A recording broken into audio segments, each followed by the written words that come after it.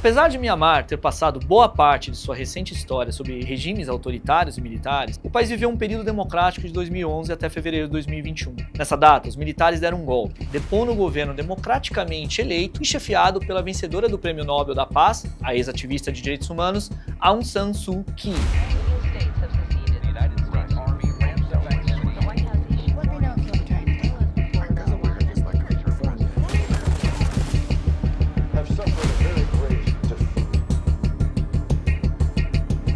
O golpe levou o país a uma complexa guerra civil e a uma grave crise econômica. Os militares, conhecidos como Tatmadaw, governam um país com mão de ferro e extrema brutalidade. A situação do país é preocupante. Além da eclosão de violência contra civis inocentes, que parece só se intensificar, a economia se deteriora rapidamente.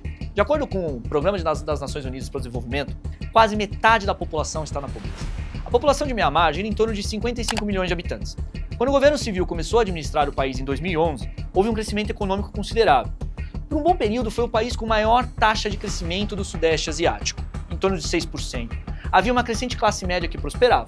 Agora, no regime ditatorial militar, essa classe média praticamente não existe mais. Com o golpe e a guerra civil, crises sobrepostas sobrevieram. O regime simplesmente bloqueou a internet e os serviços telefônicos móveis no país. Expulsou jornalistas, ativistas, fomentou conflitos entre as etnias religiosas para poder estender seu poder e controle. Não fosse tudo isso suficiente, a pandemia intensificou a crise e chuvas fora de época inundaram fazendas.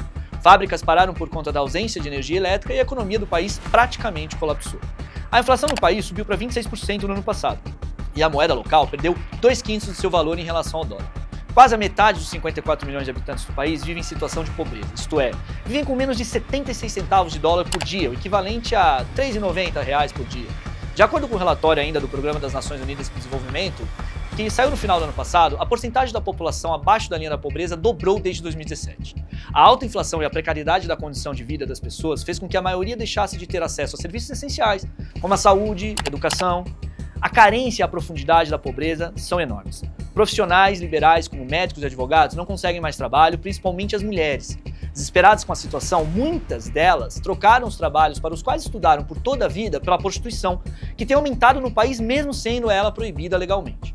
Aliás, as mulheres têm sofrido muito mais que os homens. Elas já ganhavam menos comparativamente, que os seus colegas nos mesmos postos de trabalho. Trabalhadoras que recebem um salário diário ganham em média cerca de $5, em torno de R$30, enquanto homens podem ganhar até 40% a mais, exercendo o mesmo trabalho ou função. Além disso, a taxa de desemprego é muito maior entre as mulheres do que entre os homens. Toda essa miséria parece não ter fim, principalmente por conta do fato de que a junta militar que governa o país tem perdido terreno para os grupos rebeldes que lutam contra ela.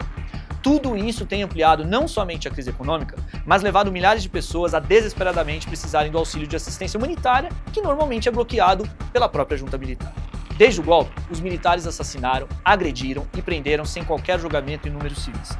Crianças foram mortas nas ruas por conta de tiros disparados contra civis e repressões violentas. A Associação de Assistência aos Presos Políticos, uma organização que tenta manter um registro pormenorizado das detenções e mortos pelo regime, estima que pelo menos 6.239 pessoas já foram mortas, enquanto 28.444 foram detidas desde a tomada do poder. Ainda aponta a organização que esses são números provavelmente que não refletem a realidade, uma vez que não é possível ter acesso a dados que reflitam os números das regiões mais remotas do país. Atualmente, as milícias de minorias étnicas apoiam a principal oposição ao regime, a Força de Defesa Popular. Ela se formou logo após o golpe de fevereiro de 2021. Essas milícias, inclusive, controlam grande parte do país. O governo militar, já mais enfraquecido, detém a maior parte do centro de Myanmar e das grandes cidades, incluindo a capital Naypyidaw, enquanto as milícias étnicas controlam praticamente todo o restante do país.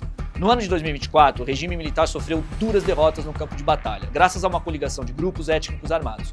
As derrotas aconteceram no nordeste do país, perto da fronteira com a China, no estado ocidental de Rakhine.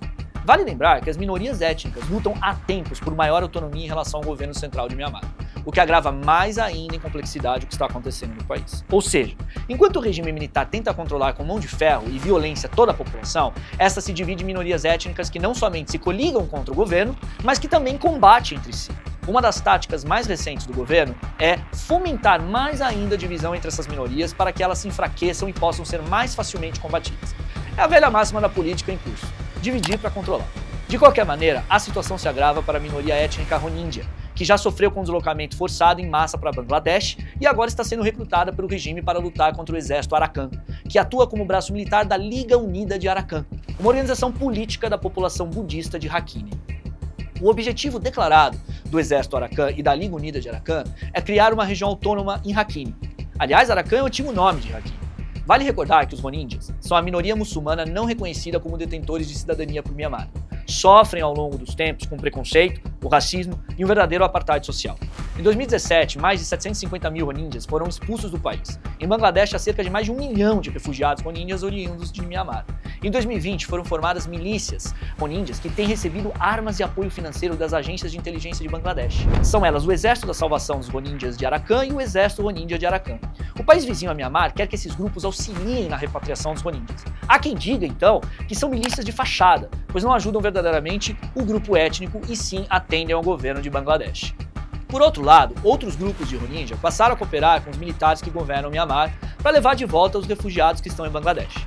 Isto é, recrutar a força para lutarem ao lado do governo contra o exército Arakan. Ou seja, no meio a todas essas milícias e forças de combate, crianças, mulheres e idosos Rohingyas são literalmente amassados, sequestrados e mortos. O que está em curso em Mianmar não há verdadeiramente uma guerra civil, mas várias, enquanto a economia se deteriora e a população civil como um todo agoniza. Em Rakhine, uma limpeza étnica pode estar em curso, além da potencial existência de crimes contra a humanidade.